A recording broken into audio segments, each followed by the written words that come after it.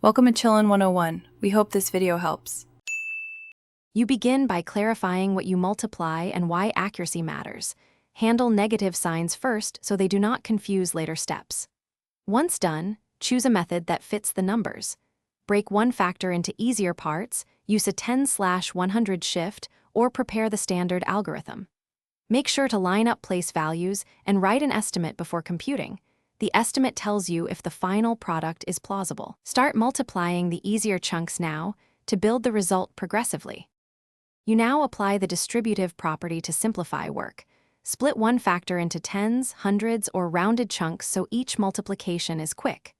Then multiply each chunk. If you use tens or 100s, shift digits instead of recalculating.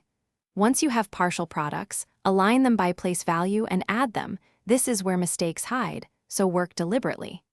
If using the standard algorithm, multiply each digit pair, record carries immediately, and add final rows to get the combined product. You complete the multiplication by summing all partial products and then compare the result to your estimate to catch glaring errors. Once finished, verify the sign and any trailing zeros from 10/100 shifts so the place value is correct.